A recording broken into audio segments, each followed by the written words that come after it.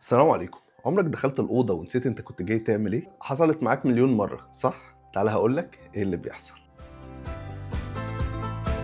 بص، الموضوع بسيط جدا. المخ بيربط كل فكرة بالمكان اللي اتفكرت فيه. يعني لو كنت فاكر ان انت داخل الأوضة تجيب الشاحن وانت في الصالة مثلا، فأول ما تغير المكان المخ بيتلخبط ويسألك احنا جينا هنا ليه. تخيلها كده، انت ماشي بفكرة معينة في دماغك فغيرت المكان فالفكرة رجعت لورا ومكانها اللي جوه مخك بقى فاضي. وده بيوضح لنا حاجة مهمة جدا في تصميم التطبيقات واليو اكس عندك. لو المعلومة اللي اليوزر بتاعنا بيدور عليها مش قدامه، حرفيا مش هيفتكرها اصلا. زي لما تطبيق معين يطلب منك ان انت تعمل خطوات معينة، وبعد الثلاثة سكرينز او 3 شاشات يطلب منك خطوة انت كنت نسيتها في الاولانيين. عشان كده التطبيقات الشاطرة بتحط لك حاجات محددة مع كل خطوة تمشي بيها، زي نوتيفيكيشن تتبعت لك في الوقت الصح، او بوب اب بسيطة تظهر لك في المكان اللي مناسب ليه. وطبعا الحاجات المنداتوري اللي انت ما ينفعش تروح للخطوة اللي بعدها غير لما تطبقها او تدخل الداتا بتاعها. وكل ده معمول عشان مخك ما يتوهش ولا تنسى خطوة معينة. فنصيحة في حياتك بقى، قبل ما تقوم تعمل حاجة قولها بصوت عالي، زي ان انا داخل الأوضة فهقول وانا ماشي كده في الطريق انا رايح الأوضة هجيب الشاحن. المخ في الوقت ده بيحتفظ بيها وما بتطيرش.